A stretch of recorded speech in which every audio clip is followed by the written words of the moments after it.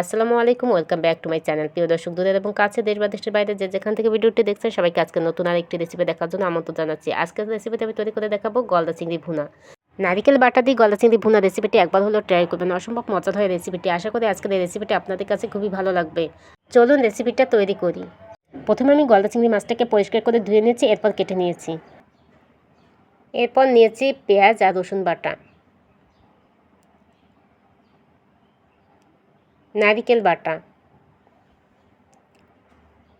এখন চিংড়ি মাছটা ভেজে নেব। ভাজার জন্য দিয়ে দিচ্ছি লবণ,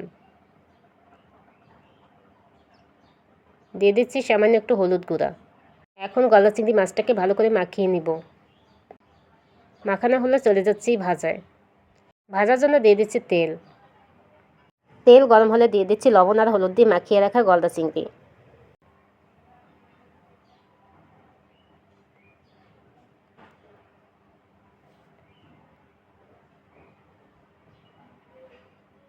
আমি এক এক করে চিংড়ি মাছগুলো সব দিয়ে দিচ্ছি।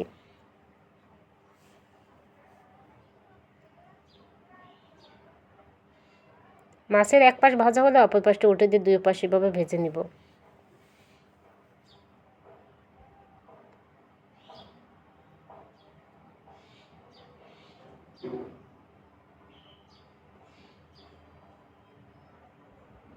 মাছের এক পাশ ভেজে নিয়েছি, এখন অপর পাশটা উল্টে দিয়ে দুই পাশ এভাবে ভেজে নিচ্ছি।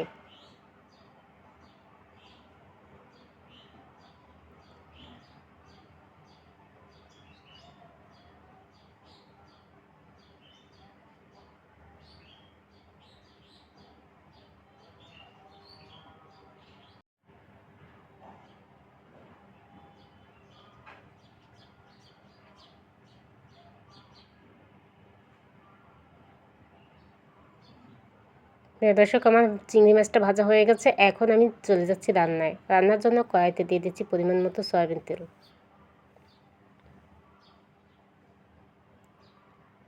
এরপর দিয়ে দিচ্ছি পেঁয়াজ আর রসুন বাটা।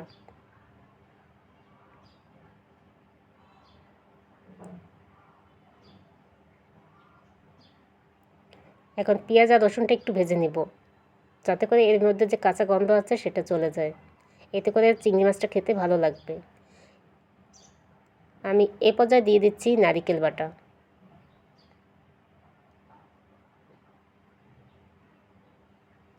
এখন একসঙ্গে ভালো করে ভেজে নিব।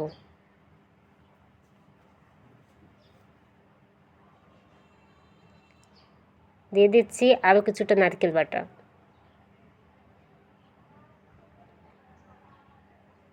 দিয়ে দিচ্ছি সামান্য একটু পানি। দিয়ে দিচ্ছি স্বাদ মতো লবণ। এখন একটু নেড়ে দিচ্ছি। এরপর দিয়ে দিচ্ছি হলুদ গুঁড়া। দিয়ে দিচ্ছি মরিচ গুঁড়া 1 চা চামচ। ধনিয়া আর জিরার গুঁড়া দিয়ে দিচ্ছি 1 চা চামচ।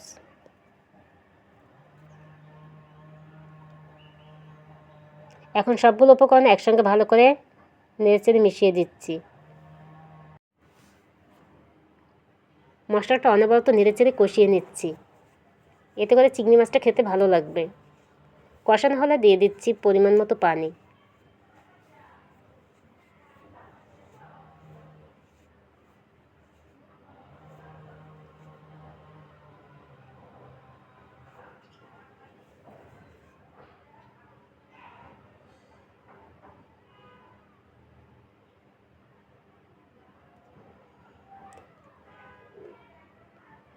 পানিতে বলক চলে আসলে পর্যায়ে দিয়ে দিচ্ছি ভেজে রাখা চিংড়ি মাছ।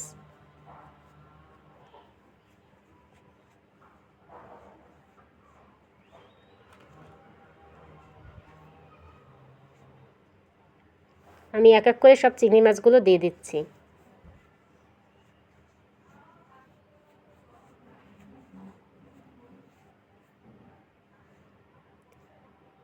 এরপর ঢাকনা দিয়ে ঢেকে রান্না করে নিব।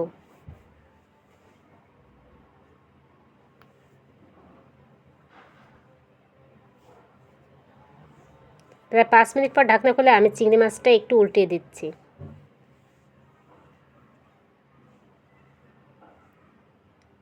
এরপর আবারও ঢাকনা দিয়ে ঢেকে রান্না করে নিব।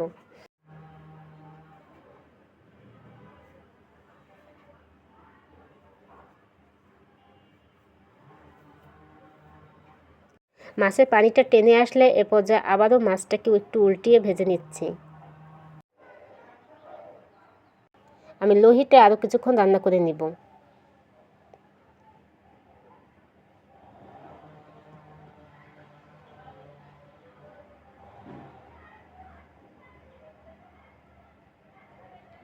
প্রিয় দর্শক, নারকেল দিয়ে গলদা চিংড়ি ভুনা রেসিপিটি আমাদের পুরোপুরি কমপ্লিট।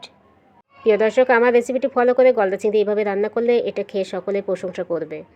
এভাবে রান্না করলে এটা খেতে দুর্দান্ত লাগে।